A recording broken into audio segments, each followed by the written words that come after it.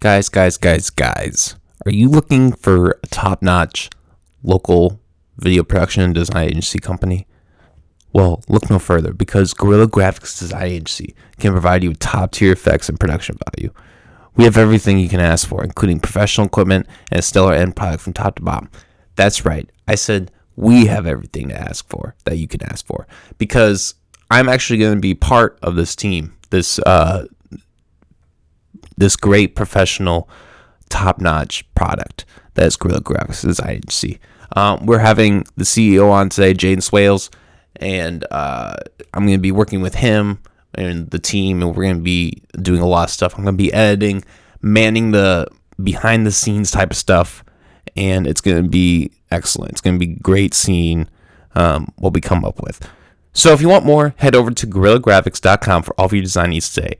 That's GuerrillaGraphics.com. Again, guys, don't miss out. If you are looking for your next project or video to get done and you don't know where to start, contact us. Stutterbox Productions is a backbone for many of the events that you see in the Midwest, from EDM festivals to late-night hip-hop shows. This company has been working closely with this podcast since the beginning, and we always have plenty of things planned for the future. So if you're looking to plan your next gig or event, head over to their Facebook page to learn more today.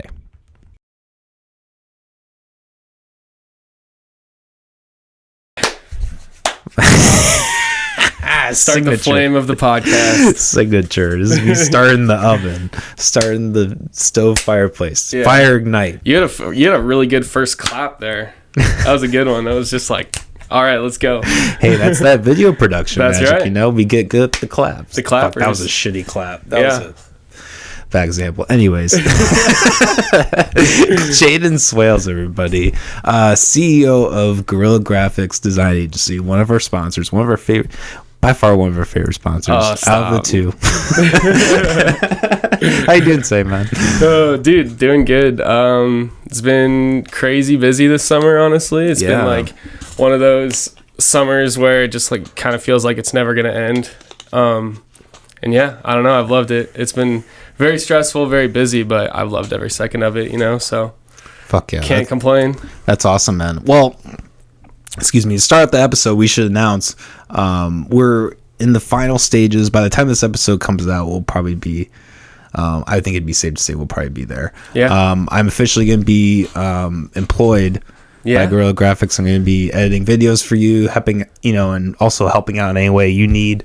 And yeah, man, this is the official announcement of that. I'm really excited to do it. Yeah, dude, me too. Honestly, I've needed your help for so long. I've just been too scared to ask, One of those things. Damn, for real? Well, not like scared in like a I think you're gonna hurt me way or anything like that. Just like nervous, to like get to that point where it's like, okay, I need somebody else to help me. Sure. And so it's just like the business that you like start growing and everything, and then it gets to a point where eventually like starts going to middle school, and then you're like, oh shit, like starts going to middle school. Yeah, in the journey of a business. I don't know what the classes are for every the stages. That was a funny analogy. Like I clicked in my brain, I understood, but like that was It's like it's finally growing up, it's finally getting there.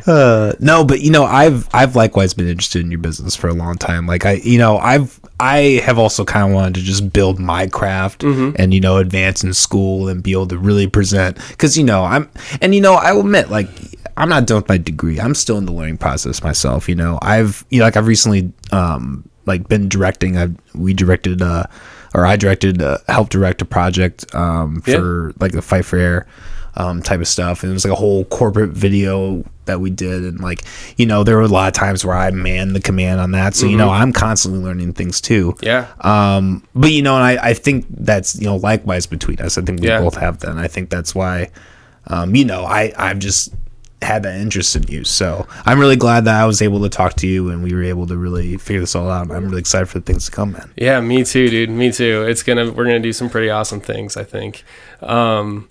Yeah, no, and well, like you were saying too, just like learning things like in the, I've been I think December will be my 4th year running this business. So, it's getting to that point where it's like, within 5 years businesses fail. So like I'm coming up to that 5th year, you know, so I think this is just like another step forward to just be able to keep going.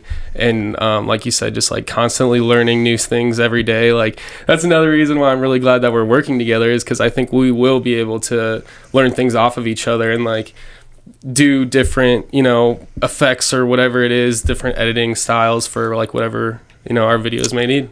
Yeah, exactly. Well, I think collaboration is superior. Oh, absolutely. I mean, 9 times out of 10. I mean, you do find that valuable rare gem where somebody does it 95+% themselves. But Right. like generally, you think of almost any great production, there's some kind of collaboration involved. And I think, you know, with film especially, you need to have a team, like an entire team of people manning something. Oh, absolutely. Well, and just the idea of trying to do everything yourself is where like a lot of people start to fall off, because like, I mean, that's what I've been doing for a while, and it sucks, man. Like it makes you not want to do it anymore sometimes, you know? And so again, just like being able to have people that you can count on and do stuff like creatively with is just so powerful.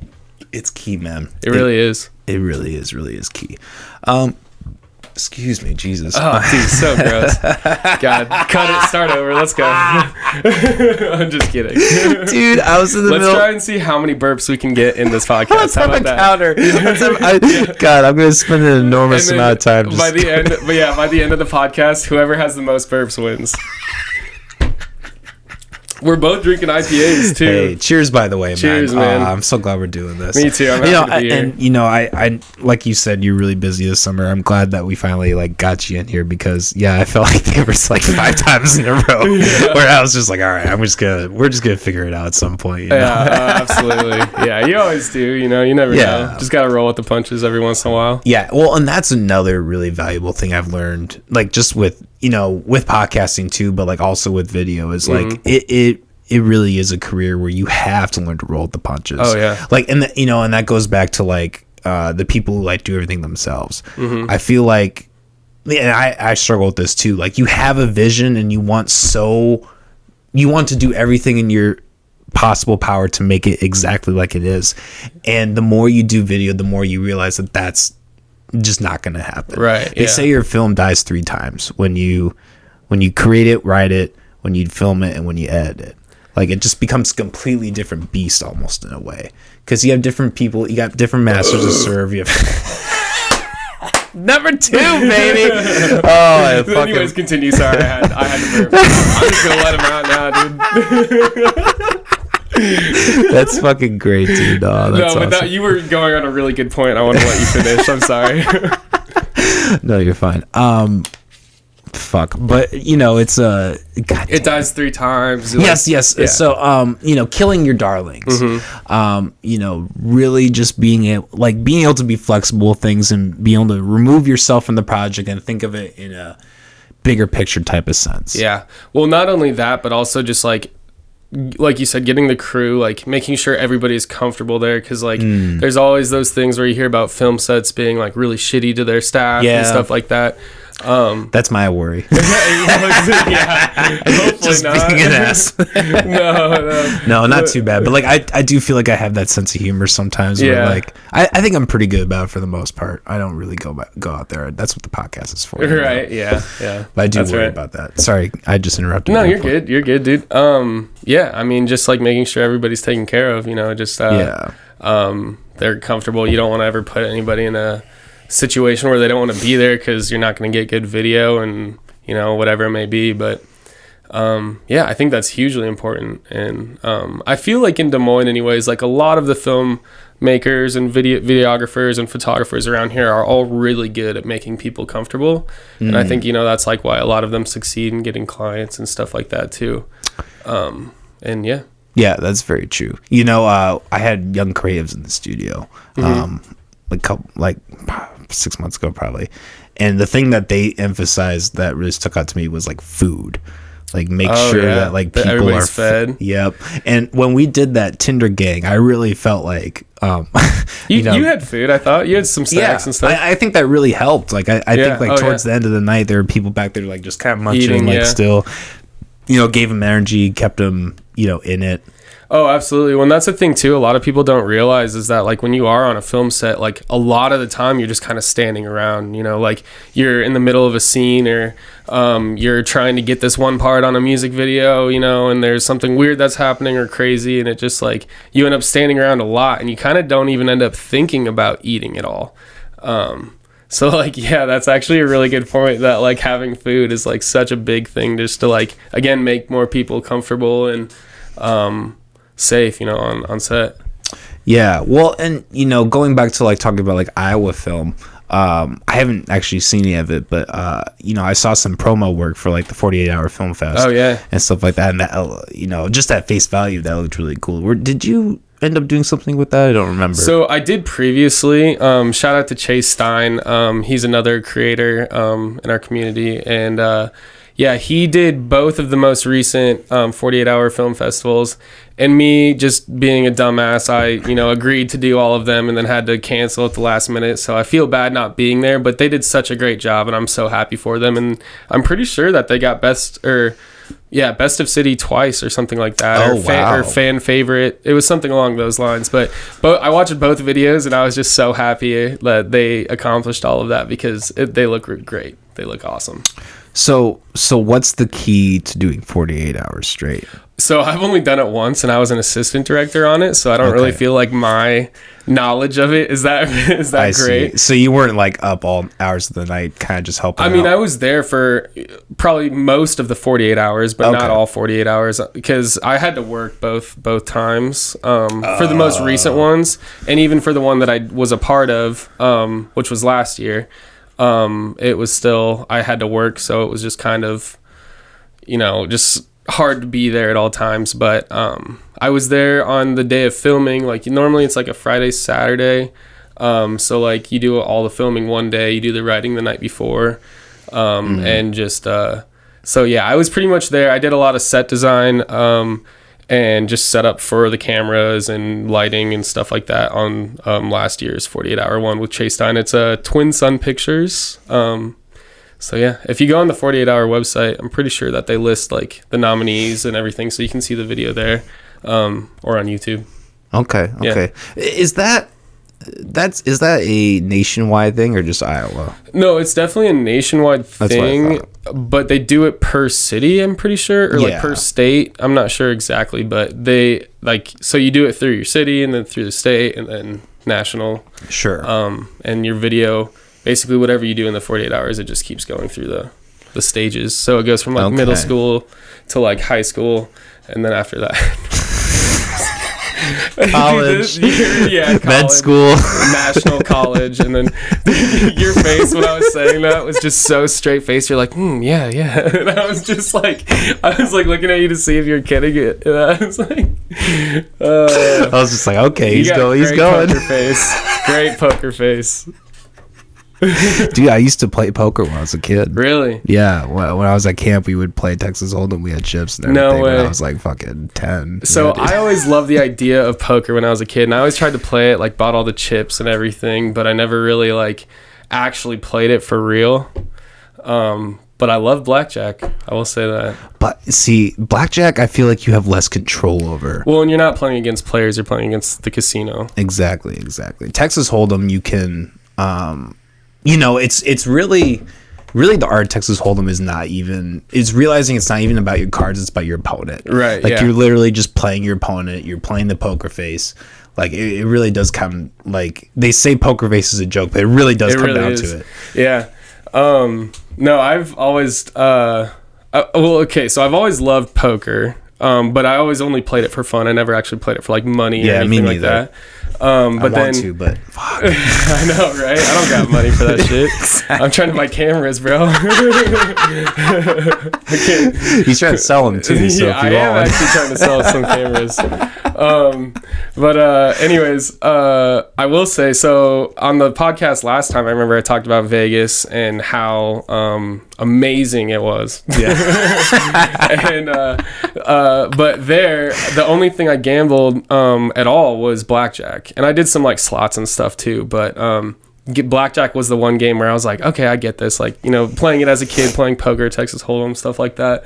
But I've always wanted to count cards. Like, I've always wanted to learn how to do that. So like I remember when I was in Vegas, I like put some money down on the table and like went down and up as it goes, you know. And I just remember thinking to myself, like, why would I play this when I could literally just count? Like, why would I just risk playing just the game by itself? So I'm literally like in the hotel room like the night after that, like learning how to count cards, like reading Google shit, and like obviously I couldn't learn it in that amount of time, but I was just like fascinated by the fact that you can have an advantage over the casino, because casinos fucking suck, dude. Like, other than the hotel rooms, they pretty much suck. Like, they just suck out money from people, and it's like that's what made me like realize that Vegas is such like a depressing city to be in, like even for fun. Like, that's why people can only go a couple days, because eventually you get to a point where you just fucking hate everything around you and yourself, and you're just like, I need to get the fuck out of this city. Do you think it's like overindulgence? Oh, absolutely. Okay. Absolutely. It's Sin City. Like, people go there and they think they can literally do whatever they want because they basically can. Yeah, that must be a joke, being a cop in Vegas. Right. I mean, like, what are you all, besides like petty crimes and murder? Yeah. And sex trafficking, probably a lot of that. Yeah, well, yeah. We don't have to get all into that. So back to blackjack. So counting cards is actually not that hard if you think about it. No, but that is just a really dark underside of Vegas. Yeah. Don't you think it's decreased though because it's legalized? Probably. I would hope so. You know, I would think it'd be less than like somewhere like here. Is it legal though? So prostitution is legal in Vegas, in like in whatever county that is. Yeah. It's I'm sure the laws for it are just books full of like what you can and can't do and stuff like that. Yeah. Well, I mean, obviously there's underage trafficking, which is going to happen everywhere. But I would think that like the you know, the quote unquote like black market sex trafficking would be, you know, in theory that would be less because it's legalized. I don't know. I'd be curious. I mean, we don't have an assistant here to pull it up. I mean, I guess I'd be curious if that was decreased. Yeah, I don't know. I did see though that there's this like movie coming out. It's called Beyond the Neon, and it's about sex trafficking in Vegas. Oh, okay. And it looks pretty interesting. Like, it looks pretty crazy to see like that side of things, because like I like obviously from the last podcast like had my run in with that, and like not even realizing how bad it really could be down there. Even if it is getting better, you know, I'm sure that it's still happening illegally regardless. So yeah, it's a pretty dark topic, man. So blackjack and so 2s through 6s are -1, right? 7 through 9s are a 0. 10s and higher are +1. No, that's backwards. I don't fucking know, dude. I sucked at counting cards. This is the second podcast in a row I've had the guests be like, anyways, let's guys, I'm losing it. No, you're good, man. Just like it's very real shit that probably should be brought up more often, so that people. I agree. You know, I agree. I like. I know like pedophilia is really uncomfortable for a lot of people. Fuck. All right. So blackjack. Blackjack is it's not illegal. It's not illegal. It's frowned upon. Unlike pedophilia. Pedophilia is all black. Blackjack, not illegal. Dude, I cannot find the thing. My voice keeps going in and out on this thing. I keep rotating this like it's a disco ball. Oh, is it like off its thing? I don't know exactly. Shit, dude. No, I don't know which side is the... Oh, there we go. Yeah, there we go. It's sideways. You gotta have it sideways. God damn it. I don't know, dude. This is why I have the podcast, just to give the illusion that I'm talking to a guest. It's just my voice. But in reality, this is all CGI. And your own voice. Hi, this is Coleman McAllister. I spend weeks editing these episodes. You wouldn't know. Guerilla Graphics is actually not even real. It's just all CGI. It's actually my company that I invented. Yeah. I just made up a sponsor so I could sing cool. Here that Coleman has created. Coleman is my father. You know, I don't know if this is real, but I was watching this video the other day of like these like robot soldiers. Yeah, dude. Have you seen that shit? Bro, robot soldiers, robot dogs, anything that can respond to human actions like that, like where you can like kick it over and stuff like that. Garbage.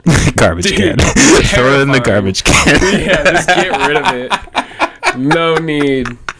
Boston Technologies, like that. It's cool, don't get me wrong. The mechanics behind it has to be absolutely insane, but like, nah, just trash it, dude. Just work on like new types of gelatin or something. I don't know. Some kind of new type of way that we can all eat food and water. And Make new video cameras. Yeah, cheap. Make some Reds for like $500. Like, come on, you can do that. Spend your time on that. Then everybody can have good videos, and it can just be a like societal thing to just have a Red camera. Have that be the next government initiative. Yeah, just like, dude. We had the stimulus checks. Now let's give everybody a fucking Canon. Yeah. Who cares? I got 2 Nikons. I'll sell to whoever right now. Nikons, excuse me. Yeah. You want the Nikon, not the Canon. See, that's going back to video, that's kind of the thing that like I'm just grasping like these last few months is like all the specificities of like cameras and shit. Yeah, all like how they work. And well, not even really how they work, but just like, you know, the differences between like the lens and like, oh, this camera's better than this camera because of this. Like, I don't know. I feel like that's kind of something I've always put on the back burner, but this last few months I've actually been trying to get into it. That's the thing is like even learning how to operate a camera, you know, people take classes for and stuff like that. So like I just imagine if I even had access to a Red camera, like I would be like, I literally have no idea what to do. Like there's 36 buttons on this, something I don't know how many buttons there are actually on it, but yeah, it's still like you can just change so much, and like a lot of stuff can be electronic and, you know, automated, and it's gnarly, dude. All technology is gnarly. Yeah, honestly. Well, we are kind of entering like a phase where it's almost becoming simpler. You know, like the technology is more advanced, but like the interfaces are more, and there's like some pros and cons to that, obviously. But like, have you heard the Black Magic? Like Magic the Gathering? No, like the camera Black Magic. Oh no. It's a studio industry standard like 8K camera. Okay. But like what the NFL uses and stuff like that? I don't know, probably. But like it, you know, we have one in class, and like the layout's like very simple, very easy to figure out. Huh. Yeah, pretty crazy. You can watch like a 20-30 minute tutorial and like learn everything about a camera. Yeah. That's almost true. That's almost kind of the thing about like being in DMAC in these classes. Like part of me just is like, what if I just like did the YouTube, like just like you like just did the independent route? Yeah, like, yeah. You know? I did take one class in photography in college, and that's literally my extent of knowledge when it comes to cameras, you know. And I didn't take any video editing classes or anything like that, so it was like kind of learn on the spot. Like I'm sure I could figure it out if I just put a bunch of time into it, type thing. But yeah, that's how it felt too, especially just like, I mean, in college is so fucking expensive too. Like it almost seems like one of those things where it's like you really could get a full ass education from YouTube. It really is getting to that point. I mean, almost better than a full education, right? Because you can go to different sources. You're not just learning from one person, you know. Like it's wild. Technology is wild, dude. Yeah. What do you think about like the value of education as a whole, like with the internet growth? See, I do think, man, that's crazy to like think about, especially in this day and age, because I'm so used to, you know, having homework and deadlines, and I think that's like really the most valuable part, is having somebody to hold you accountable, like grading all your stuff and making sure you get things turned in on time. Yeah. You know, with a YouTube education, you don't necessarily get that. But there are courses, you know, that you can take, like master classes or whatever it may be, and I'm sure they have like somewhat of a deadline, or you can just kind of do it on your own time. I don't think they have deadlines on master class. I mean, either way, it's still just that idea of like somebody checking all of your stuff for you. Yeah. Well, Yeah, I mean, checking your stuff and at the very least, like imposing those deadlines. Yeah, like you said, there's got to be some just holding you accountable for learning. Exactly. There's got to be some kind of program where it's like, if you don't input it by this, because like in real life, if you have a client and you don't get your shit in on time, then that's you get an F in that sense, right, in real life, because the client's like, no, we're not gonna. Yeah. Mm-hmm. Definitely been there. I think everybody has, man. Yeah, dude. It gets rough when you just got so much shit on your plate to meet so many deadlines that you just gotta like tell some people like, hey, it's gonna be a little late, stuff yeah, like that. For real. I hate to admit this to you, but I actually had a recent scare with the editing shits. I had a hard drive that I had like the podcast, everything from the podcast episode, and all the files that you gave me for shit, all in this hard drive. And in the midst of like using it to like print shit off, I left it at school. So like the next day I'm like about to go work on my stuff, and I'm like, oh no, where the fuck is it? Thankfully, it's like worse than losing your keys. Oh yeah, oh my god, it was like my whole life was there. I was like, god damn, but I found it. That's good. That's good. I still need to back it up. I'm so bad backing up. Same. So bad. It's so expensive to back up. Right. That's the problem. Yeah. Well, and especially like the new like wireless hard drives you can get and stuff that are. Oh, I haven't heard of those. I mean, yeah, you basically like hook it up to your internet, and then it also can be like downloaded just through like analog, like plugging a cord into your laptop or computer or whatever. And but they're wild. But they're like tens of thousands of dollars to like have all that shit. And it's like 150 terabytes, or I don't know how much, but probably a shitload. But I remember seeing like these like when I was like looking for cameras and stuff, just like people selling hard drives like that, or like on Amazon and stuff, and they're crazy. But it's eventually what I want to be able to do, just have like a network of everything I've ever done, and then just have a couple hard drives that you just like use stuff and move shit around on. And it's basically having like a cloud for your house.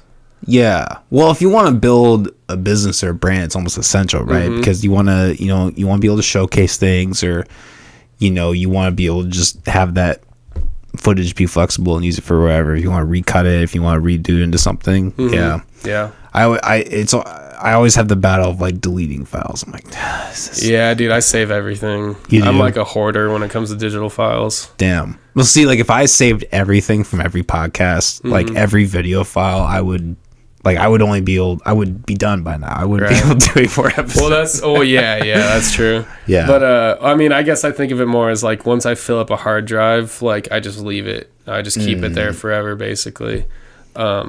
And then I have like other hard drives that I'm like currently using, and have old stuff on that I still need from, and solid state drives where it's just all everything I'm currently working on. And so I've got a pretty good system set up right now where I feel like most of my shit is safe. But then also I don't know how safe it is to just like leave all your shit just there. You know what I mean? It could like get old or something. I don't know how they work. Yeah, I mean, I think it takes like a decade plus. It takes a very long time. Yeah. But it can happen. You can't have hard drives and disks just like fucking... I remember I had one of those old iPods, and, one day it just was like, nope, I'm not working anymore. Right. Shit happens. Yeah, I have an iPod Classic, did the exact same thing. Yeah. 60 gigs of my life just down the drain. Yeah. Well, they theorized that Apple did that intentionally. That they have their devices, they have like an expiration date like programmed into the device, and then like all of a sudden just like nope, you have to go buy another one. Yeah. That is pretty crazy. Fucking scam. Self-destruct button. Just an AI self-destruct button for itself. That's why Steve Jobs would died of quote unquote cancer. He just had it in himself. He was just like, his next dude. That's the next theory for Steve Jobs. That was his next presentation. It's like, this has gone too far. We're gonna have the self-destruct button. They just like the next CEO is like, nope, we can't have that happen. He's got like an iPod Classic just like embedded in his skull, like in his chest, like Iron Man. And he just it's just connected to his heart. He just like squirrels it, turns on a tune, and he's just like and now I'm inside every single iPod ever. He's just the one hitting the self-destruct button in everybody's iPhone and shit. In striking me down, I've become more powerful than you could ever imagine. Yeah. Steve Jobs is the brain of all of Apple, and they just like walk into this room, and it's just like a hologram of Steve Jobs is telling everybody what to do. We all turn on our phones, and just on the screen is just like an ancient Steve Jobs, like, but like CG'd. He's just like, "Hello, my children." That's like one of those like cryogenics like things where they were like, people were getting their heads cut off to like preserve them in ice. That's a real thing. People are actually doing that like today. You pay like millions of dollars like after you die. They basically just preserve your head. Dude, no. No. But if you could. No. Well, I know like, so my uncle had a cat that died, and I remember when he got like the ashes back and like stuff, there was something that they also gave him that he like paid extra for, to like if they could ever clone animals, like that's what they would use. So my uncle just has his cat's head like in his fridge. No, I'm just kidding. I'm just kidding. That's fucked up. Sorry.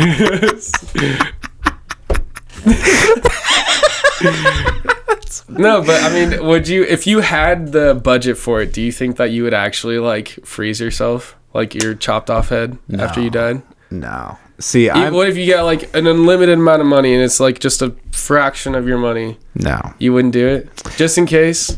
No. I'm okay with dying. I really am like...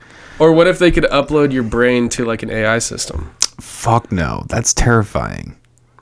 I don't want anybody to be able to do that. The AI would be fucked up, dude. Yeah, dude. This, like, look, I like myself a semi-decent amount, right? But like, fuck, I wouldn't be good as a leader. I wouldn't be good. Not as a leader, just so that your brain, your mind is still alive. But that's how great I am, is that it would just happen naturally, you know. You're just like, once I'm uploaded, I'm naturally just the king. I'm the top G. I might not succeed in this metaphysical world, but in the AI world, I'm fucking everybody only listens to McAllister Hours. It's a utopia. You're just God to all these fucking people. They just turn their TV and I'm just like, this is the McAllister Hours. I'm your host, Coleman McAllister. It's the only channel on TV. Bow, obey me. Back to your regular scheduled programming. Me. 10 a.m. me. 11 a.m. me. And then at noon me. Oh god, that'd be a hilarious sketch. That would be a great bit. Oh my god, just do like some like totalitarian like Chinese like. The messaging just gets that, like North Korea, it's literally just like Kim Jong-un's just like at 10 me, at 11 me. Yeah, that'd be awesome. Nobody steal that. Yeah, that's true. That is a good sketch idea. We got to do it now fast. Yeah, right. In the next week we got we're gonna do our own 48-hour film project. Yeah, no shit, dude. I would love to actually like do more sketches with you for real. I would too, honestly. I mean, even like having that mentality of it is like trying to accomplish that, and because I mean they can get 7-minute videos done in 2 days, 48 hours. So you spread it between day and a half, both days. Like Friday, Saturday, Sunday, basically. So Saturday, the whole day you spend filming. Sunday, you edit everything together. That would actually be crazy. I mean, you'd have to do it like, every other week or something like that, because it would be exhausting.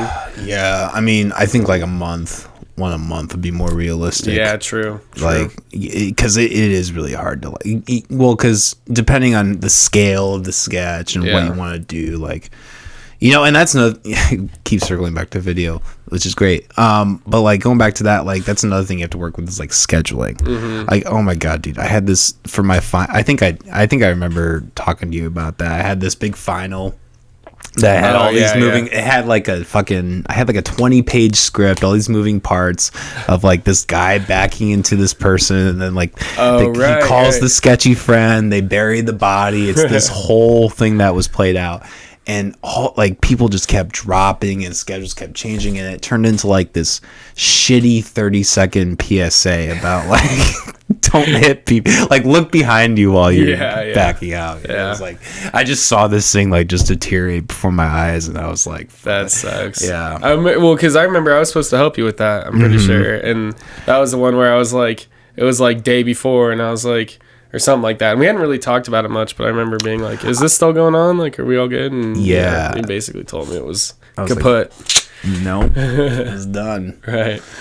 But speaking of backing into people, my roommate backed into my car window a couple months back, took out my side mirror, so I had to get that fixed. And then like a month after that, I had some friends in town staying at my place, and they backed into my neighbors, and I was like, dude, just like, how like, to be fair, the only accidents I've ever been in were me reversing in my car, but that's good.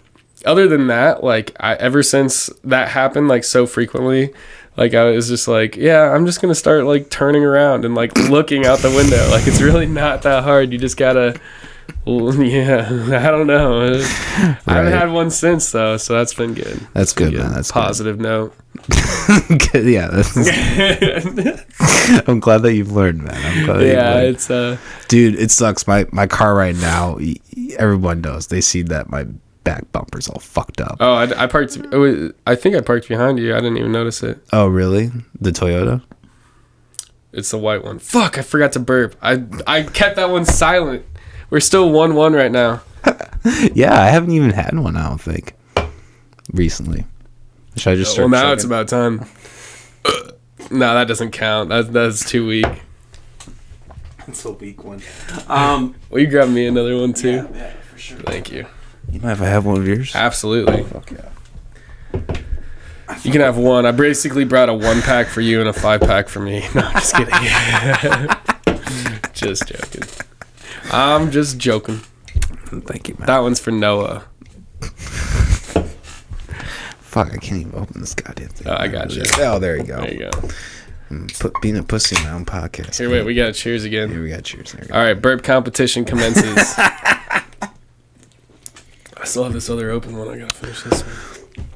But anyways, my dumbass ex-wife fucking Oh yeah. Oh yeah. yeah, but Let's talk some shit. let's talk some mad shit years later. Let's go. All right. So blackjack, yeah. Just kidding. 5 episodes down the road, it's still gonna be an ongoing joke. I'm gonna be in the middle of the episode, no guess. I'm just gonna be a blackjack. Blackjack, yeah. Winner, chicken dinner. But anyways, no, but she backed into someone like while on her phone. And yeah, and I'm still like, yeah, my ex-wife is long gone out of my vision, but her fucking accident on my car is still there. Oh, it was in your car. Yeah, it's on the car out there. Like you see the bumper, it's like all taped up and shit. Like, yeah, that's her, man. Man, that's that bitch. That sucks. I definitely have an ex-girlfriend that did a bunch of like ripped out a screen at my house and trashed my bed for literally no reason, just her being psychotic. And so I'm still doing the same thing. That screen's still ripped out. You know, I tried to wash down my walls, but it stained everything, and like it's all good though. But yeah, but you know, we're both shitty girlfriends suck, man. Exactly. But we're both with different people now. You still with your girl? Yeah, I am. I don't know if she wants me to call her out on this. You don't have to. You're anonymous girlfriend. No, it's not. She's a real person, I promise. Her name's Sydney. Yeah, but it's all been good. Having a lot of fun together, going to shows and stuff, and it's been great. Yeah, I can't complain at all. Yeah. Anyways, blackjack. No. Blackjack. So back to it. Let's get into the real shit. Pedophilia. I literally do not want to talk politics. That shit freaks me out so much. I don't even want to think about it. You know. Yeah. It's scary world that I just like don't want to ignore because it's a serious problem, but it also just. Well, Well, yeah, Speaks me. And that will be like, that's like my one point on that. It's like, you know, that's why I do think, like, we're not going to do it here, but like, I do wish like people would, you know, talk about that stuff more, as dark as it is, because I do think that it would significantly reduce it. Oh, absolutely. If people were like educated and knew the signs, like as uncomfortable as it is, like, isn't that still better than the, you know, if that can decrease, decrease the end result, isn't that absolutely? No, I totally agree. And speaking of that, and then we can end it after this. Okay. But there was a dude. I'm on the Polk County, Iowa inmates page, just to, like, you know, scroll through it or whatever. Yeah. But there's this dude. Whenever there's like a shitload of comments, I always like read them and just to see what's going on with the dude. But the dude had like a bunch of counts of child endangerment and sex trafficking. That was a terrible burp, but I'm counting that. I gotta stop hiding them, dude. I just gotta let it out. I gotta be free. Yeah, I think I'm involuntarily having that problem too. No, you just try to hold it. Yeah. No, let's just let it all out. So pedophilia. No, fuck, dude. No, but that man was arrested, and I don't remember his name or anything. So, but no, he was arrested, and I was like, dude, thank God, like, because, you know, you never think about it half. Fuck. I did it off, Mike. It's a half one. The half one. Yeah, we both have, so we got 2.5 each. No, I won. No, 1.5, 2.5. Yeah, and then you got 1.5. Yeah.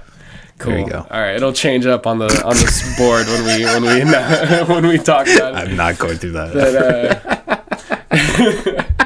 It'd be cool though. It would be cool, but if you need some help, let me know. I'll throw them up on the screen. Guys, it's gonna be a couple months before this episode comes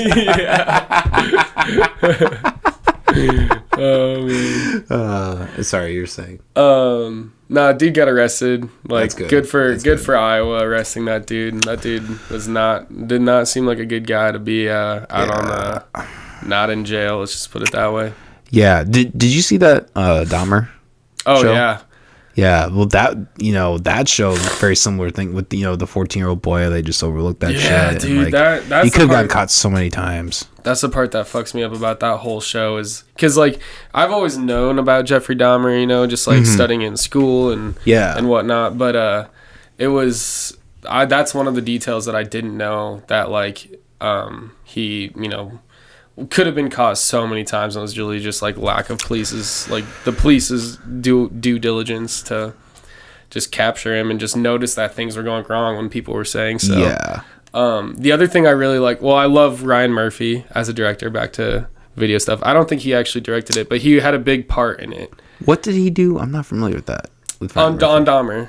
But like, what else did he do? Originally, like, started off with Glee, and then did all the American Horror Stories, American Crime Story. Nice, tied up. There we go. Fuck yeah. There we go. I'm trying to think what else. I feel like he was on Dexter or something, but I could be wrong about that. Dexter was a good show. I'm not positive if he was on that or not. I'm just talking about my ass for that one, but he was for sure Glee, American Horror Story, American Crime Story. And those are like some of my favorite shows of all time.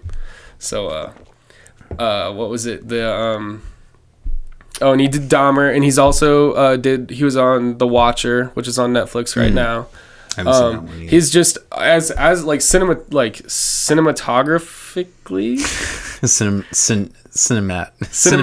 cinematically. There we go. Damn, man. But God. Yeah, so if you guys ever need any video work, ever. I was gonna say. I don't know, dude. These people. Got an expert over here. Yeah, shit. No, but cinematically, Ryan Murphy is definitely like one of my favorite directors of all time. I mean, up there with Quentin Tarantino for me, honestly. Just some of the seasons of American Horror Story. I mean, just the feeling of like how things are being shot, like, just puts chills down your spine. And he's always been very realistic, you know, kind of gory in a way, but also just mostly realistic. He's just awesome. So like, he did a really good job on the Jeffrey Dahmer like series, and not making you sympathize as much with Dahmer, but just realizing how like how the police could have been more involved, how it affected the community afterwards, how the community was trying to arrest him, you know, get him put in jail, and I think that's the most important part, actually, when it comes to filmmaking, especially if you're doing, you know, a historical piece. Fuck. Now I'm letting him out. No. Now I'm not. My guard's down. But yeah, just like cinematically, just being able to tell a story from all angles, I think is key. You know, it's huge to be able to capture that moment on film, especially if you're recreating it. But yeah, no, Ryan Murphy is awesome. So anyways, what were you talking about, Jeffery Dahmer? Well, I thought it was a great show. Sorry, this fucking dog. I don't know what. Here, let's take a little break here. We're gonna take a little break. Let the dog go. I need to adjust my mic too. Okay, there we go. All right, guys. We'll be back. We'll take a little quick break here. Yep.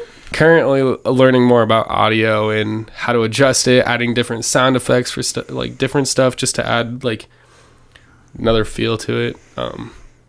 Which just gives me such an appreciation for Foley artists. That's crazy.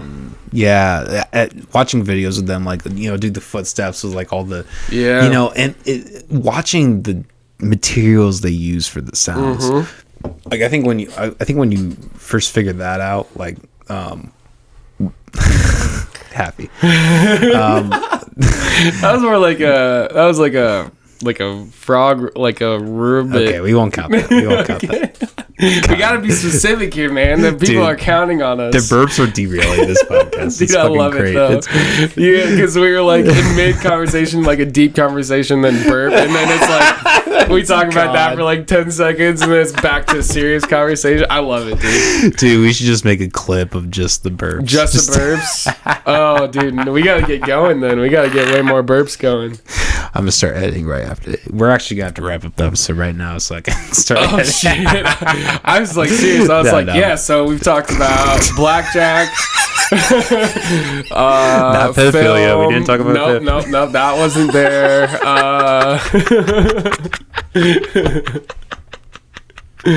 Oh man. Oh Jesus. It's great. Anyway, going back to Jeffrey Dahmer. Yeah, back to the poignant stuff. Let's get into it. Let's reel it right in.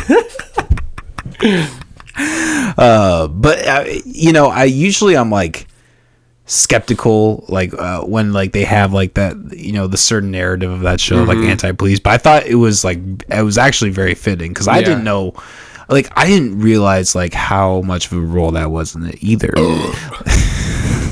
Me either, though, honestly, like, because again, like I said, like talking about it before, like researching it, and like in school for like, you know, whatever, like I don't even know why we would have fucking researched it in school, but I know I did, because I learned about it like at a relatively younger age. And yeah, it's crazy, like those, like, and that's why I love Ryan Murphy's, because I feel like he really goes into all the details of that entire situation. He goes to every single angle possible, like of how you could represent that, and he does it really well, you know. And yeah, again, it showed a bunch of things that we didn't know about, you know. And like I didn't realize that he was like lobotomizing people and stuff like that, you know, and like trying to turn them into zombies, you know. It's you know, I just knew he basically killed and ate people, you know. And it's crazy to see all that stuff. And they, like I said before, though, they did a really good job of not making you sympathize with Jeffrey Dahmer. Yeah. They show how creepy and scary it is. Yeah. Well, you know, the thing that was like really creepy about those, like I felt like they made him relatable. That I will say they did. Yeah. Yeah, which is like it was effective, but like I don't know, what do you think about like the criticism that, because a lot of people have been critical of like, and I personally don't agree with it, but like you know, critical of like saying that they're exploiting him, or that, you know, the families weren't represented well. Like, well, I don't know, what are your thoughts on that?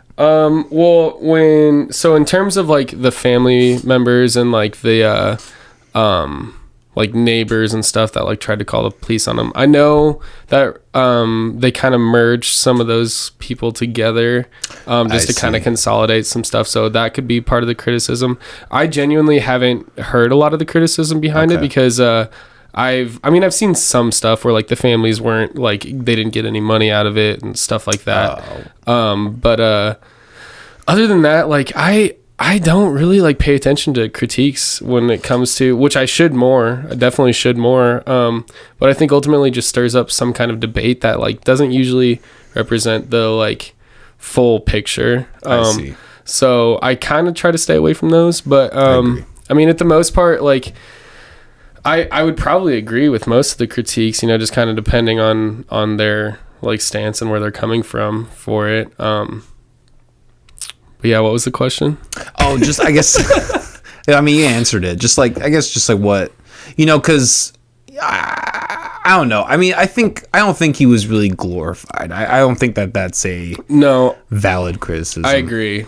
Oh, that's right. That's where I was going to get into for the next part was they did a good job of you not sympathizing with him, but they did make him a little bit more relatable than I probably would have liked. Okay. Because I also love Evan Peters. He's been in all of Ryan Murphy's. He was fantastic. He was really good. I think that role is going to go down as one of the best of this decade. Well, and that's for sure. And that's the thing too is like people are going to look back at, you know, like in, you know, 20 years, 30 years from now, people are going to look back at those videos, at those movies and TV shows and be like, who is that guy? Like, you know, and just like we did when we were kids, you know, like you end up watching like movies that were older and being like, oh fuck, that's Keanu Reeves or something, you know. And yeah, I will say that the one like thing that did irk me with that series is that he was a little bit more relatable than I would have liked him to be, because I always feared him as this crazy psychotic serial killer, and they kind of like make him be like, you know, I'm not crazy, you know, and I'm not trying to sympathize with him at all, but like they were also very like to the line with the Jeffrey Dahmer tapes.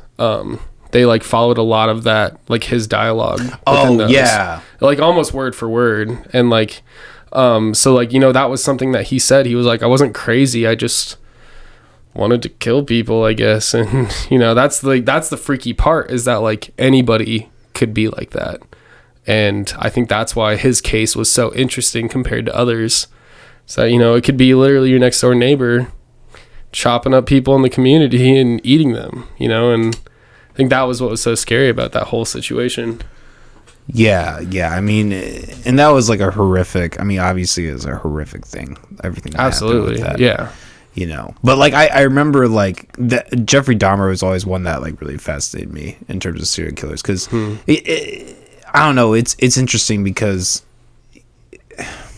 like with the, god damn it, where's my point? Okay, I didn't even burp. I know.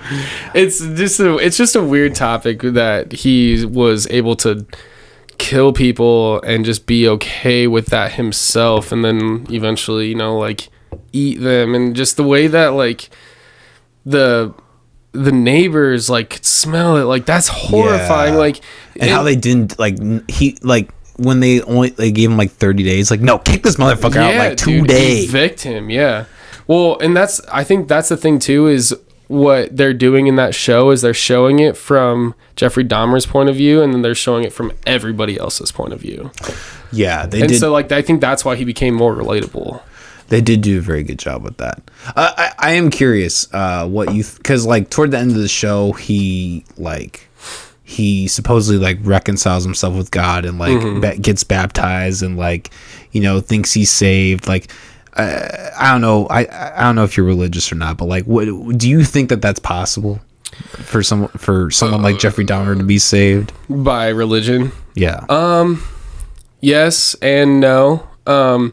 I think that some people really can, you know, find faith in whatever religion it may be, and that can truly help them, you know, find a better way.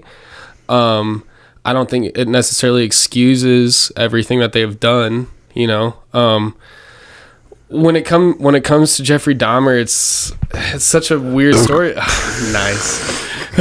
I already lost track, dude. I don't even know who's winning now at this point. Let's go back and count. Yeah. Replay all of the burps. That the editor for this podcast. No. But yeah, no, I don't know. It's just a freaky thing. And so I think to really go back, okay, so let's relate this, let's bring this in full circle. Well, not full circle, but like I just recently watched Blood Diamond, great movie. Yeah, I've seen it before. But I was like kind of reading more about it. I've only seen it a handful of times because it's kind of a hard movie to watch.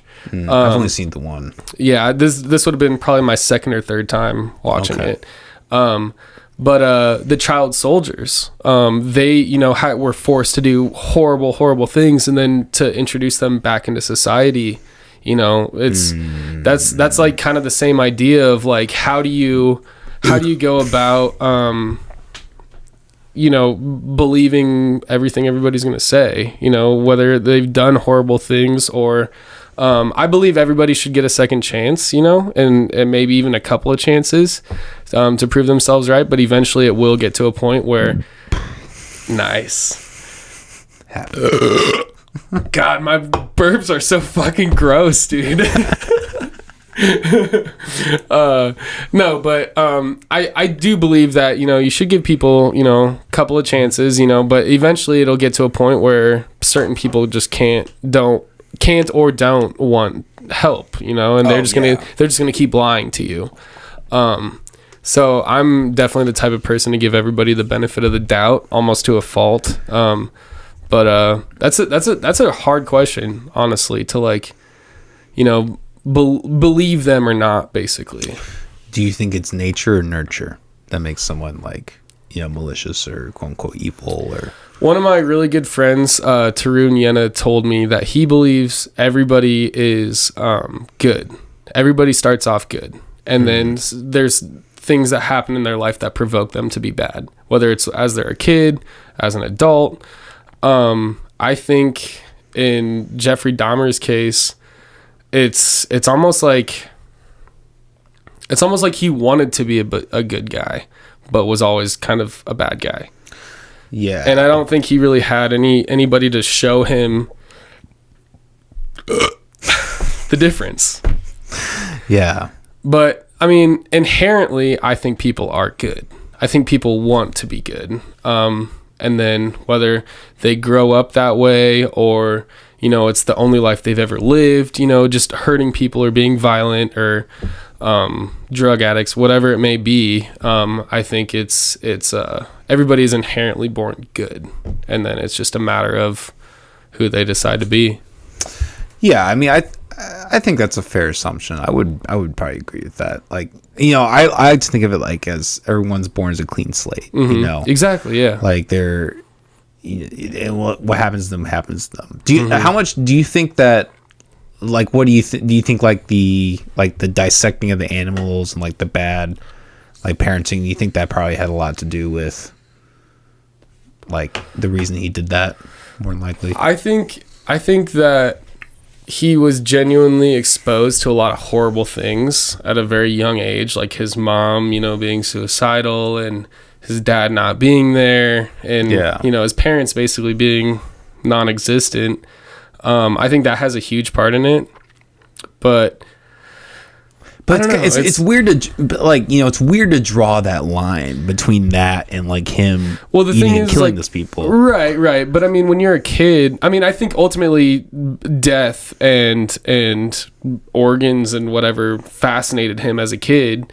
But I think if he would have been taught to use that like for like a medical purpose instead of just murdering people, I think that would have been a lot better, So it's more of just like, because when you're a kid, you're so impressionable, you crave structure.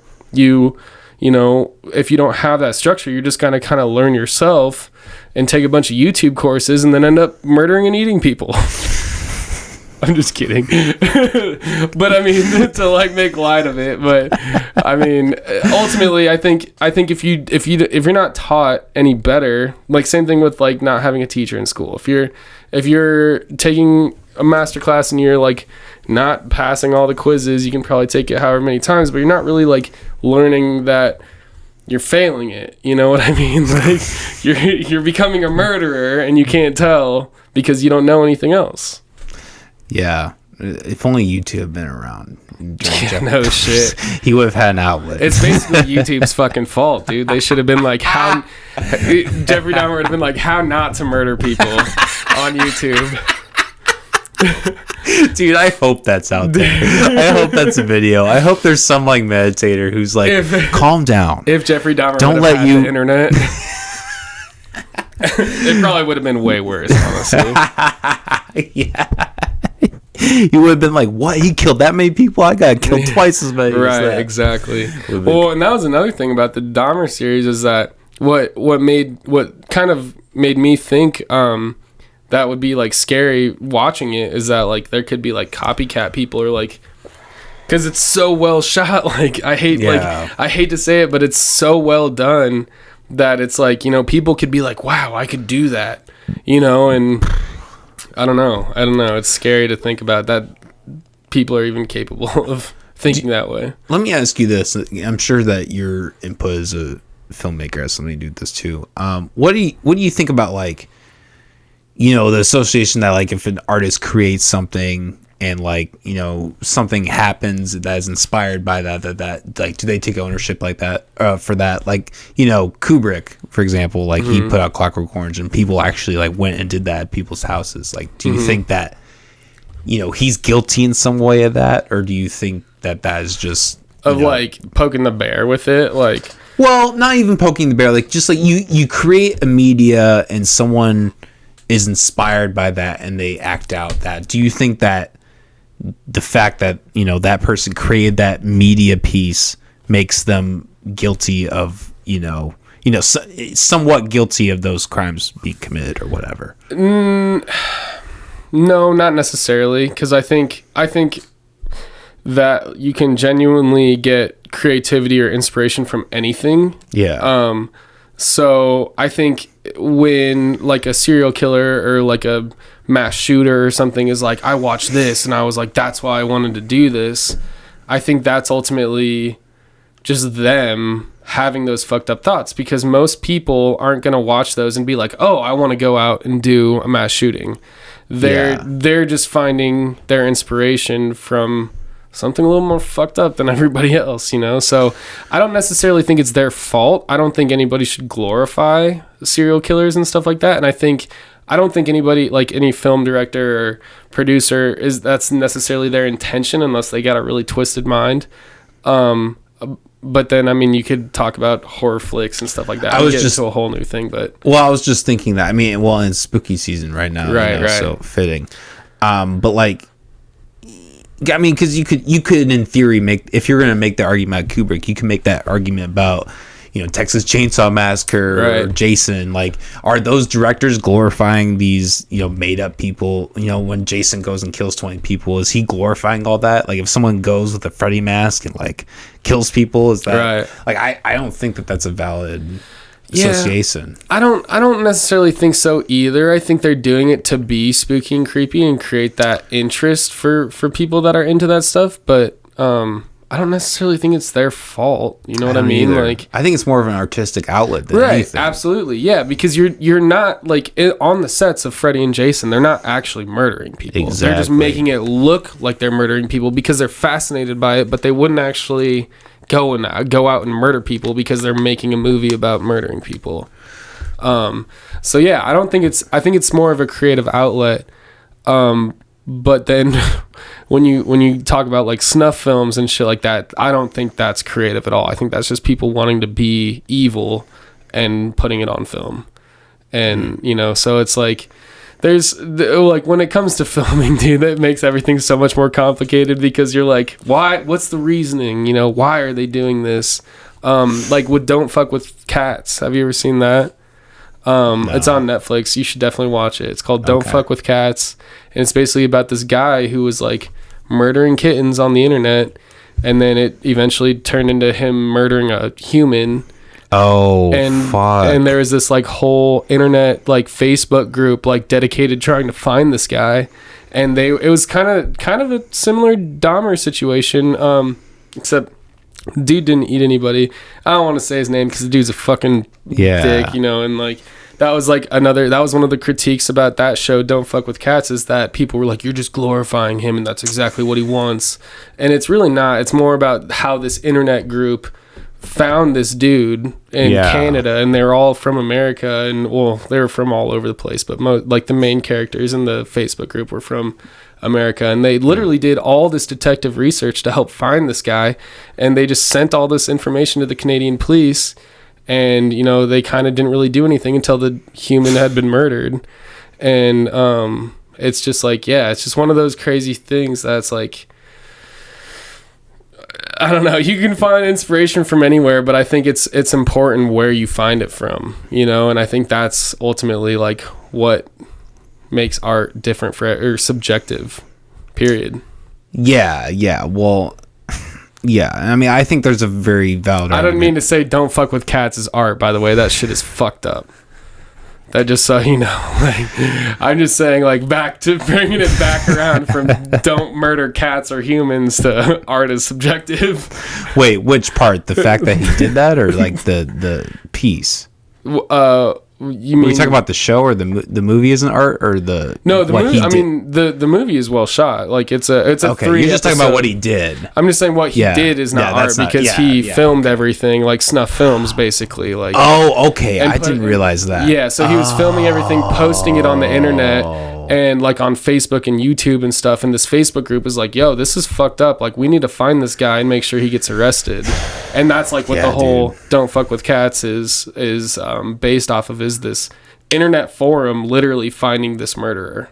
Okay, that's fucking crazy, dude. It's you definitely gotta watch it. It's a 3-episode series. Damn, Don't Fuck with Cats. Yeah. Okay. I had this friend who was like really into the dark web, and he would tell me stories of like so blackjack, right? Anyways, continue. He told me the story of a kid who fucking dabbed a Tide Pod. Jesus. When you and then he just like did it on live stream, he died. And then, like his mom walks in, he's like, Timmy like Timmy's holy like, shit. Dude, that's like, I mean, people were already eating them, like, right? And they were dying from that. So like, you think smoking it and inhaling a Tide, oh fuck, that's man. Gotta be a hell of a high though, dude. Worth it? Question mark? No, not at all. No. So blackjack, yeah.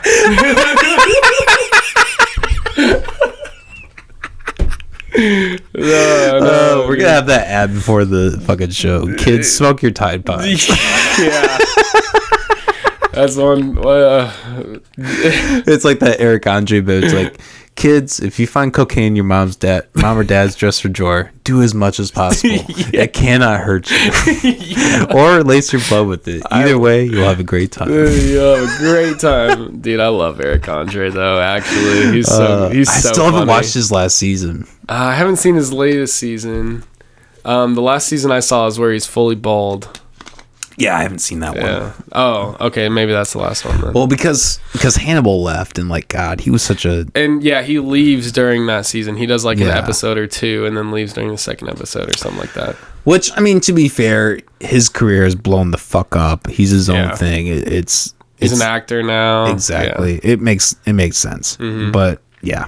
There was a period in that show where it was like, you know, just both Eric and Hannibal, and there's so many fucking great moments in that fucking show. Oh, dude, bird up, man, bird up for life.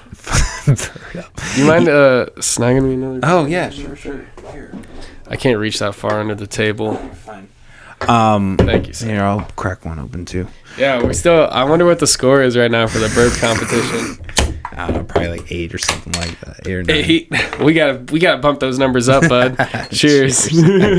By the way, I was joking about the one beer for you. You can have more of it. No, I'm fine, dude. I'm fine. I appreciate it though. But yeah, no, you know, it's kind of funny when I was originating this podcast, I kind of had the angle of like doing like an Eric Andre type of skit. Yeah. Like I kind of wanted to do a bit where I had a pregnant woman who was like just smoking cigarettes the whole time. Just like in the background. Like, no, like I'm interviewing her. Like she's my guest, and like she's just like very obviously like over pregnant and just drinking like beers. drinking beers, chain smoking the whole time, just like this huge piece of shit. I'm just interviewing her. That'd be so funny. There was okay. That reminds me.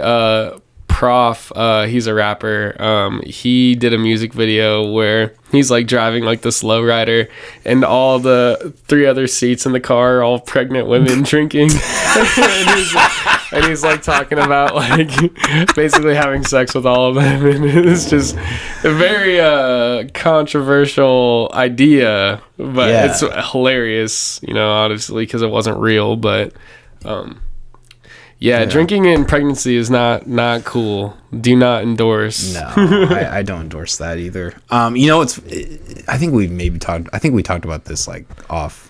Oh yeah, we talked about Men. Drinking on pregnancy all the time. Yeah, that's why I hired you. In this interview, he's like, I just really like the idea of like pregnant women drinking. I don't know why. I was like, you're hired.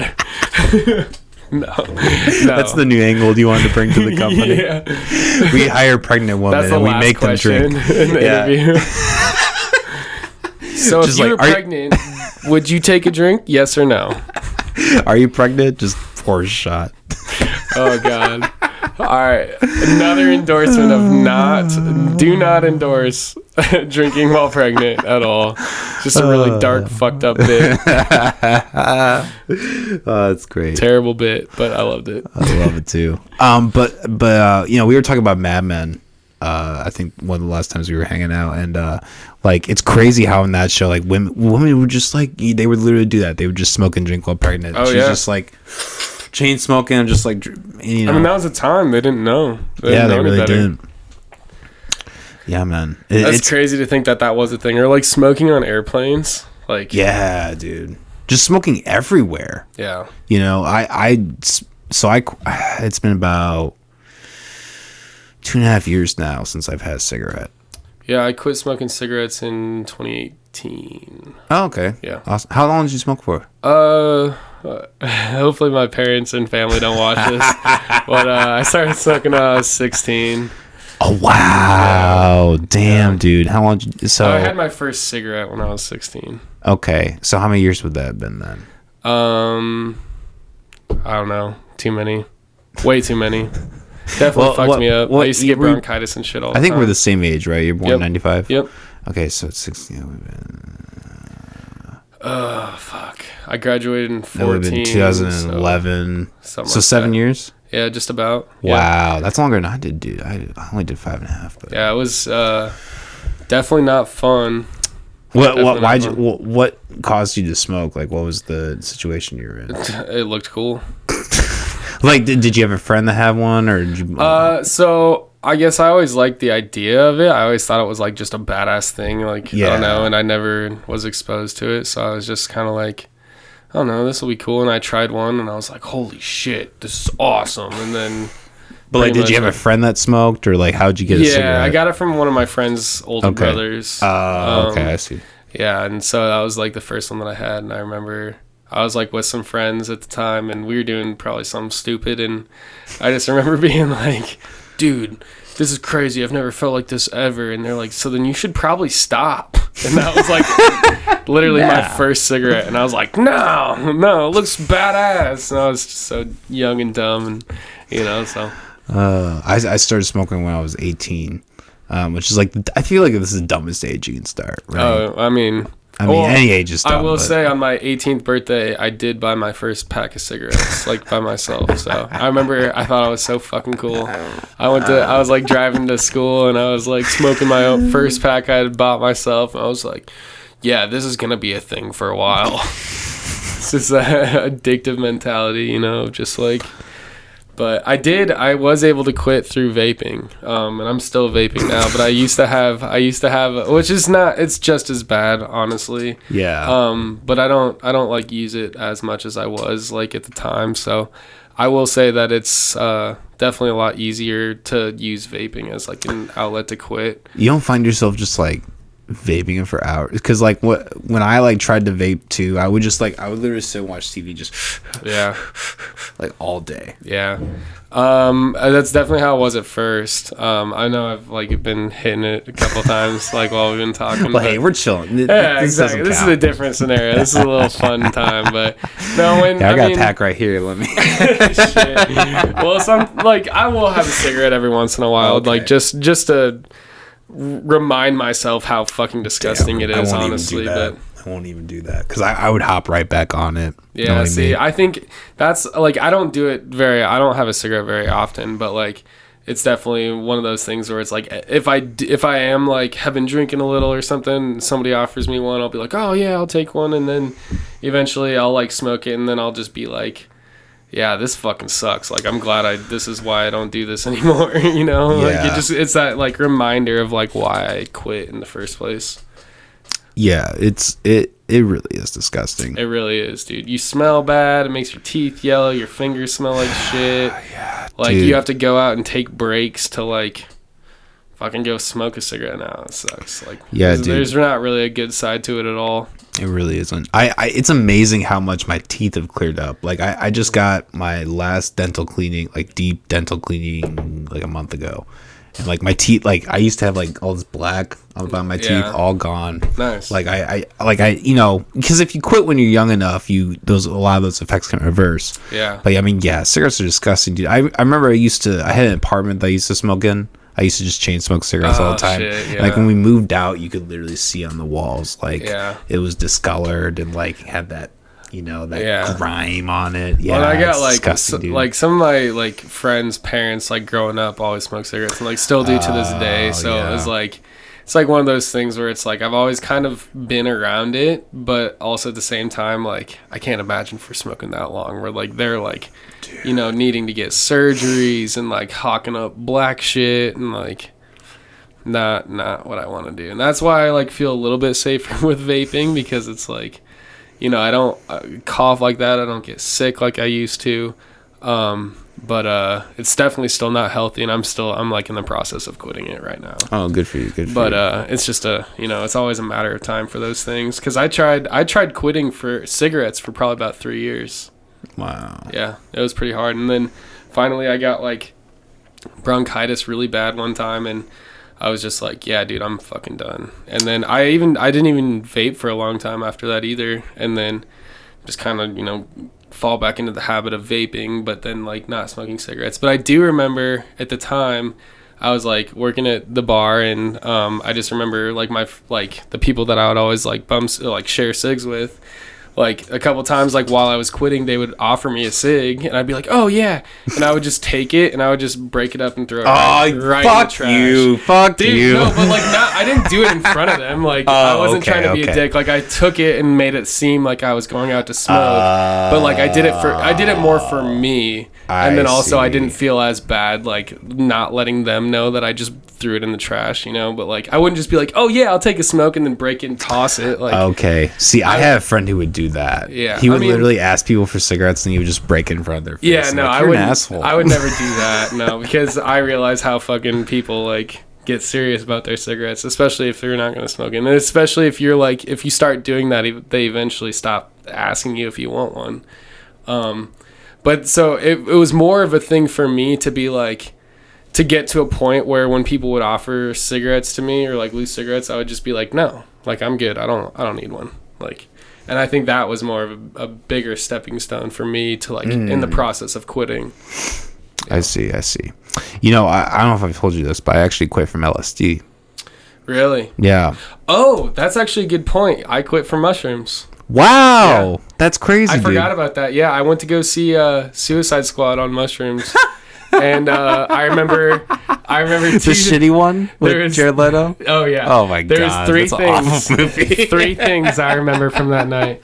The first one was the Joker. I thought the Joker was Miley Cyrus. For the longest, I thought Jared. Dude, that would have been better. That would have been better. I am sorry. I'm sorry. The only good movie that Jared Leto has ever acted in is Fight Club, when he gets the shit rocked out of him. Oh yeah. Only good movie. Only movie that I've watched with Jared Leto where I'm like, he actually did a really good job in that. And he has more lines than most people in that movie, like most of the side characters. Mm-hmm. But only movie where I was like, he didn't take it too far. I feel like every other movie he does, he takes it way too far. Yeah. And then so wait, hold on. Let me finish how I was able to quit smoking. But I remember thinking that in Suicide Squad, the first scene is like a Joker scene. And they're all wearing these like big panda outfits, and Miley Cyrus like the year before had come out with that music video where they're all dancing with those big teddy bears. So I was like, it's fucking Miley Cyrus. And I was like, I really liked the idea of Miley Cyrus being the Joker. And then after that, I remember being like, every new scene that all the characters get into, they have to bust through a wall to get into.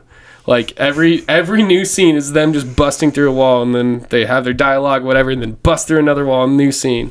And then wait, that's how the movie goes? That's how Suicide Squad. For me, I only saw it the one time. Yeah, I mean, you're probably not wrong. And then other than that, though, the third thing I took from that is I quit smoking cigarettes, because I remember going to It was so bad, you were like... I was like, I got to think about something else. I was like, basically like, I think I'm done smoking cigarettes, and I actually did, and that's how I was able to use vaping to basically quit after that. And okay, I'm glad you brought that up, because I totally forgot about that. Hell yeah. But yeah, I mean, because I had quit smoking for I think like 3 weeks, and then the pandemic hit, and then I just was like, in the midst of that, I was like, fuck it. And I just started. I bought a pack, and I was like, I'm just gonna smoke like every once in a while, you know. But like, yeah, right. Like, you know. Yeah, I mean, I'll have friends that like will be out drinking or something, and they'll buy a pack of cigarettes, and they'll just leave them at my house, and they'll just sit there for fucking ever. And I'm like really proud that that's a thing, you know, that like you can just like keep them. Have you ever seen that Malcolm in the Middle episode where Hal doesn't count? Oh yeah. Gotcha. No, but there's a Malcolm in the Middle episode where like one of the kids like starts smoking cigarettes, and then Hal and Lois had tried to quit for so long, and it's Dewey starts smoking cigarettes, and he finds like all these hidden stashes of cigarettes around the house, and it's because Hal put them all there so that he could quit, so that he knew that they were there, but he didn't like. Oh. And so then I just always think of that episode too, is like there's usually like a pack, or somebody will leave a pack of cigarettes at my house, and then it'll just be like it'll just sit there for months and months. Yeah, that's a great fucking show, Malcolm in the Middle. Mm-hmm. That was funny shit. But no, like, so I've been trying to quit for a little bit. Pandemic hit, and I was kind of back on it. I took acid, and I like smoked 1 or 2 cigarettes during the trip, and I just like couldn't do it. I was like I was feeling sick, like I just couldn't finish the cigarettes. Next morning, I like tried to smoke 1 cigarette. I finished like half of it, and I just was like, I was just so disgusted and turned off of it. Man, to this day I haven't had one. Yeah, I do. You know, I smoke pot, and you know, I've smoked plenty of. You know, I smoke cigars every once in a while. It's kind of my thing. I would prefer a cigar over cigarettes any day. Exactly. Well, and that's kind of the thing I've realized. Like, if I ever got into a nicotine habit again, it would be cigars. Like, 100%. Like, I can never go back to cigarettes. Right. It's so gross. Well, because like cigars are different. Like, you still smell bad, but it's not as bad. It's almost like a smoky cologne. Yeah. You know what I mean? Well, and I think of like a cigar as like almost like a craft, like an art. Absolutely. Like, you think of like the people like in the tobacco fields, like taking tobacco and like you know, taking a tobacco leaf and rolling it up and licking it and everything. Whereas a cigarette's just like, all right, factory made. We're gonna throw in all these chemicals that make it addictive, and it smells like shit. Yeah, it's completely different in my mind. Have you ever smoked a Cuban cigar? No, they're amazing. I want to. That is like. So I'd always had like my dad smoked cigars, and so like always had those like points where, you know, he would like give me a cigar or something, and I'd be like, this is cool, whatever, like. And but then I had one of my family members, my aunt, went to Cuba, and I don't know what it was. I think she got them like in the airport on the way back or something. I don't remember what it was. I'm not trying to out her or anything like that because I think it's technically illegal to have them.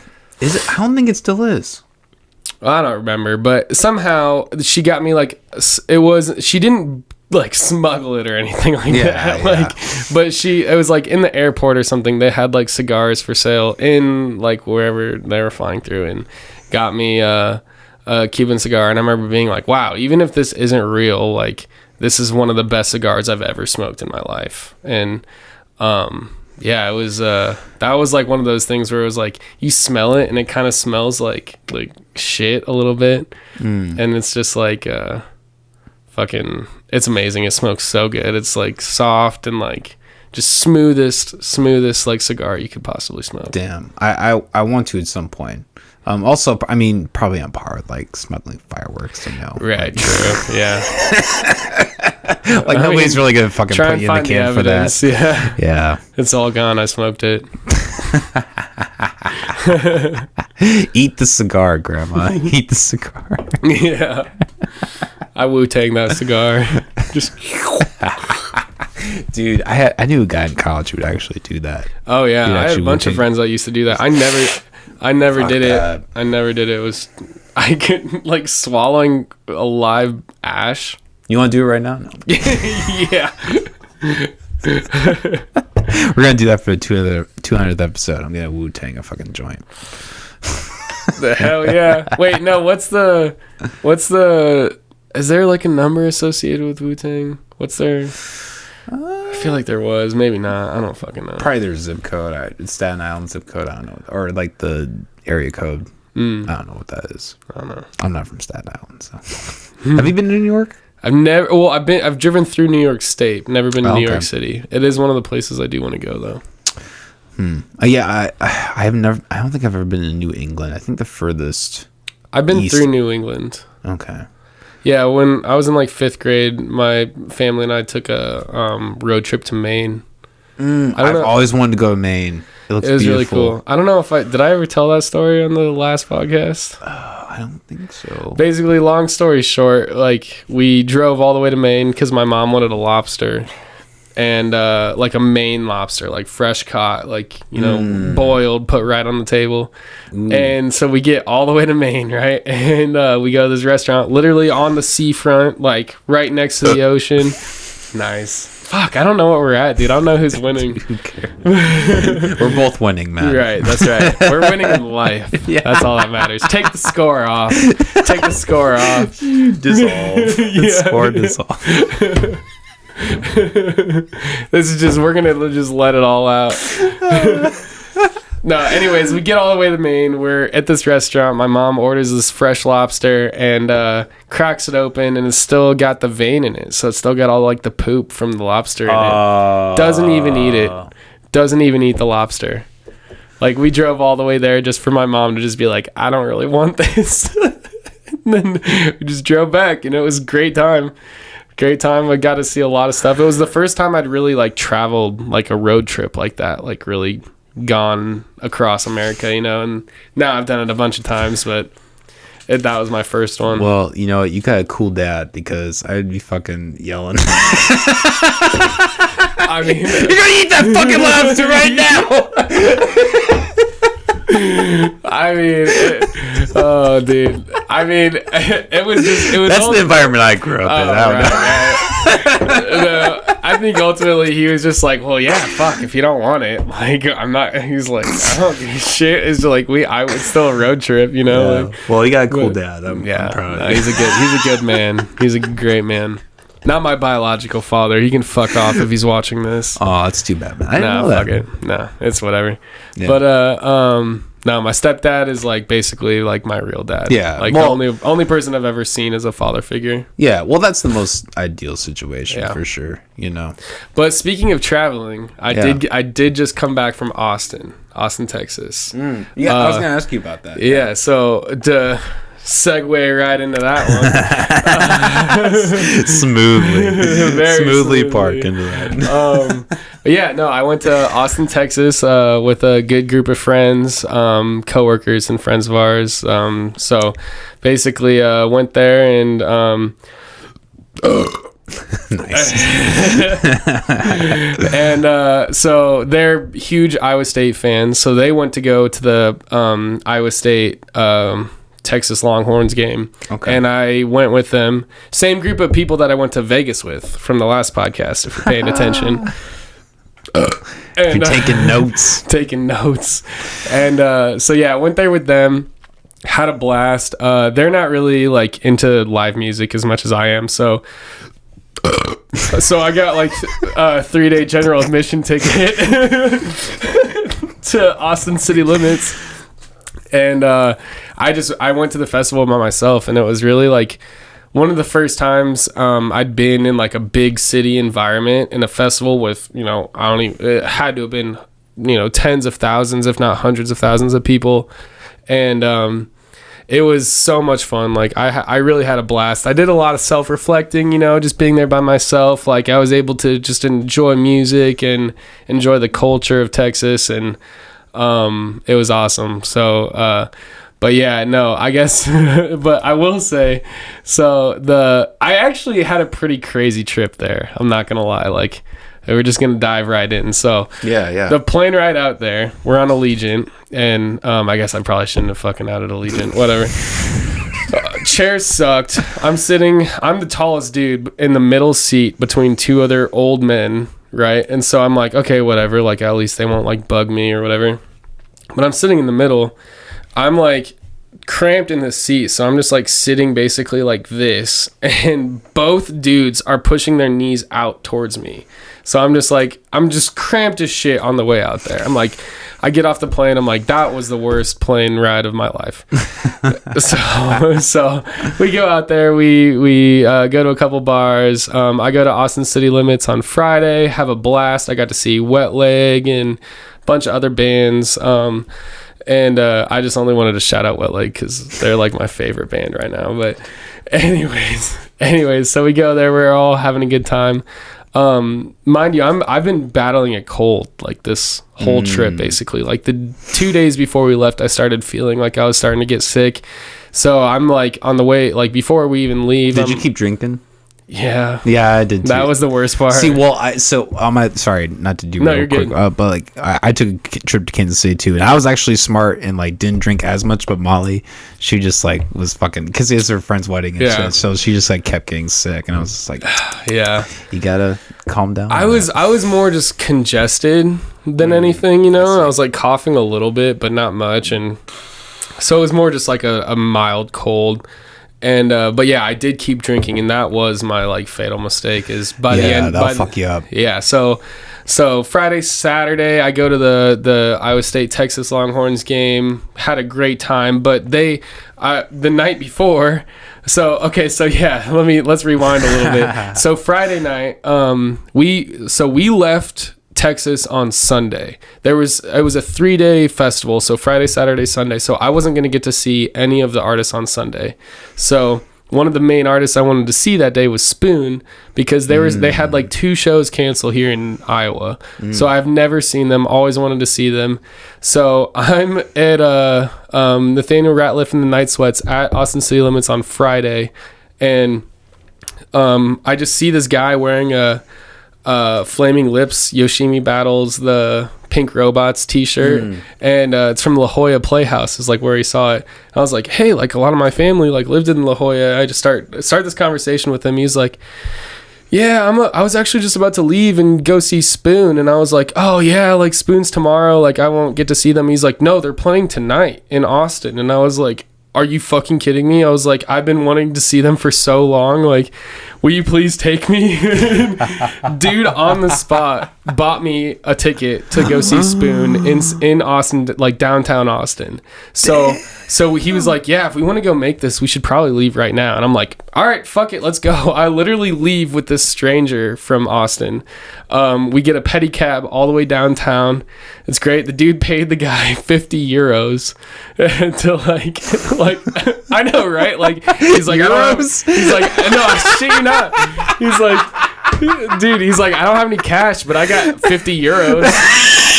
The pedicab looks up the conversion rate for euros. He's like, yeah, dude, it's basically 1-to-1.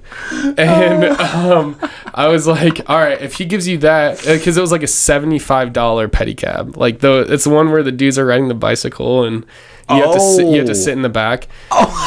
It was one of those? That's crazy. Yeah, so me and this guy just met. $75 for that? It's Austin city limits, so it's like the biggest like time that people like tourists. I met people that were from France, like a huge population of people from all over the world go there for that festival. Wow. It's basically like the Texas version of like Coachella or Bonnaroo. Okay. And so anyways, yeah, we're in this pedicab. Dude pays him 50 euros. I've like Venmo him some money to like cover the rest of the cost. And we make our way down to ACL Live. And this is where it gets confusing because Austin City Limits, everybody calls it ACL. But then we went to this venue called ACL Live. And so we get there, we're sitting there, we're just like talking, shooting the shit, drinking a couple beers. Dude I've never met before. And we end up like getting, pretty turnt. And we get to see Spoon. So that was fucking amazing. Afterwards he's like pretty drunk and he's like, all right, let's go to this other bar like where I used to go to all the time. I'm like, sure, fuck it, whatever. And he's like, I'm gonna show you like the real Austin. I was like, okay, cool. So he takes me to this bar. We Uber there, have a great fucking time. Like this bar is kick ass. It's like it was like Red River and something in Austin. I don't know if anybody's watching from there, but we were in that place and just had a great time. I don't get back until like 3 a.m. Okay, like back to my hotel room until like 3 a.m. So after that, the group that I'm with is going to the Iowa State tailgate that next morning. So they wake me up at 6 a.m. I didn't fucking know that the fucking tailgate started that fucking early. It started, so we're like outside the tailgate at like 7 a.m. I'm just still drunk basically. And I was just like, yeah, fuck it, whatever, like let's go. And so we go to the tailgate, and then I end up going to the Iowa State game. I stay for like just a little over the first half and end up getting a ride back to the hotel room. And I was like, taking a shower, getting ready and everything, and I ended up going to Austin City Limits that night. But then that night, I ended up staying probably up again until like 12 or so, and then we left the next morning. We had to get up. Our flight left at like 6 a.m., so we had to get up at 3. So again, I've slept like 6 hours on this flight. I'm sick as shit. I've been drinking the whole time. And the plane ride back, it's a 2-hour plane ride because we flew out of South Dakota. Oh. Dude, I was puking in the bathroom the entire plane ride. Like not only from being sick, but also from drinking so heavily like the last couple days. And just, dude, it was so terrible. I've never been more miserable in my entire life. I'm sitting on the plane. I'm like trying to fall asleep against the window, and right as we're about to take off, the pilot's like, "Yeah, we're gonna have a little bit of turbulence, like right over Oklahoma." I'm like, "Oh, whatever. I've flown plenty of times." And we hit that turbulence, dude. And I'm like, "Oh, yep. I gotta go throw up." So these two ladies that were sitting next to me were so sweet and so kind, and I was like, I'm sorry, I really gotta go. Like we're not even 20 minutes into this plane ride yet. Like I gotta go. Fasten seatbelt light is still on. I go to the bathroom and the stewardess is like, oh god, like, the fucking fasten seatbelt light is still on. I was like, yes, I know, I'm sorry, I really gotta go to the bathroom. And then I just hear the stewardess just be like, just so you know, the fasten seatbelt sign is still on, so please do not get up out of your seats. And I'm just like in the bathroom, like, blah! Like, blah! Just puking my brains out.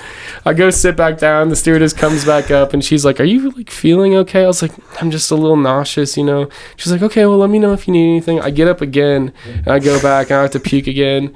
And dude, I literally spent probably a total of 20 minutes in my actual seat. The rest of the time I was in the bathroom just puking my brains out. Wow. And it was terrible, dude. It was terrible.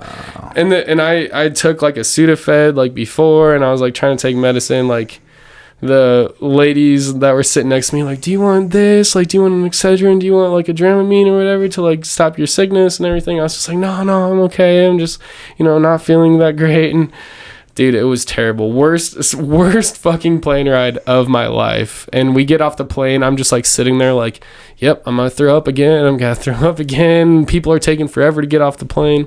Terrible ride. But yeah, so everything else was fun other than the plane rides.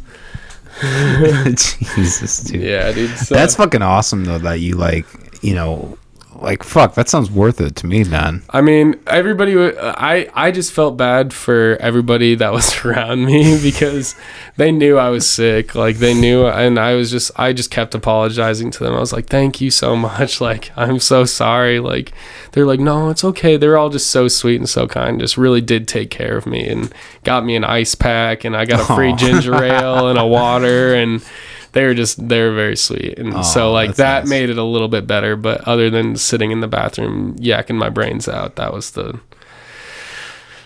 learned my lesson. Let's just say that. Yeah, it's funny. So for this Kansas City trip, I probably would have done the same thing if I had not been stupid like earlier in the week and like had a beer like while sick. Like I just had a day where like I took an Adderall and I felt great, and then like I was just like, I was just kick back and have a beer, and then like that night I just was like in agony, so sick off one beer. Well, and that's the thing is like you take like medicine like Sudafed and ibuprofen or whatever to like feel better, and then you feel better and you think you feel better, and then you start drinking and it's just terrible. Yeah, it's just terrible after that. Exactly. Yeah. So I mini learned the lesson before having to. But yeah, I mean, I've been there plenty of other times too, Yeah. Alcohol got up. Yeah. Shit, man. This is the first time I've drank literally since that trip. Yeah, no, same here actually. Yeah, it was not a good time. I took a good what is it today? Friday or Thursday? So I took a good 4 or 5 days from drinking. I was like, no, this is too much. Way too much. Yeah, but also I was at this music festival by myself, so I was like, what else am I gonna do? Like, yeah. And I was trying to pace myself. Like I was drinking water throughout everything. I'd probably drink more water than I did beer. But then you only eat like once or twice during the festival, and then you have like 4 or 5 beers, and you're just like, all right, yeah. And you've been in the heat all day too, and you just start feeling it. Yeah. It goes too quick. Yeah. Definitely learned my lesson, though. I will never get that sick on an airplane again because it fucking sucks. Fuck yeah. Well, I'm glad you're here and feeling better. Yeah, man. Me too, man. For sure. Me fucking too. Jaydn, we're fast approaching the 2-hour mark. Holy shit, again? Yeah, already? We're about an hour 42. Damn, all right. So... Is that how you end it? Yeah, just like that. Yeah. Bye, guys. No, right. Jaydn Swailes, CEO of Guerilla Graphics, my new boss. Oh shit! Don't call me your boss. I don't want to be your boss. Hey, but that's what I love about you, man. That's what I love about you. I think we have a good relationship here. Absolutely. And here's our new editor for Guerilla Graphics, yep. Coleman McAllister with McAllister Hours. Yep. I'm kind of worried you might lose some clientele. Who knows? Nah, fuck it, dude. You can't be a gorilla in the creative industry without, a little edge. Breaking up a couple bananas. Yeah, right. Just don't tell them about my podcast. We're good. Fuck it. Whatever. It's fun. But anyways, where can people find you? What do you got coming in the works? You got anything? So currently we're within the next month or so. Next about a month. We're gonna be releasing the Allegra Hernandez music videos. Those are gonna be super awesome. Really excited to have those out. You can find us on Facebook at Guerilla Graphics DSM, on Instagram at Guerilla Graphics, and on our website at www.guerillagrfx.com. I was gonna say I can do the whole thing. Yeah, dude. GUERILLAGRFX.com. Damn right. Yeah, 2 R's, 2 L's. Fuck yeah, Jade, it's been a pleasure, man. Hell yeah, man. Hell yeah. Wait, let's do the finishing slap. All right. All right. Cut right here. Say your final line, and then let's do the slap. All right, guys, stay tuned. We'll see you next time. Peace.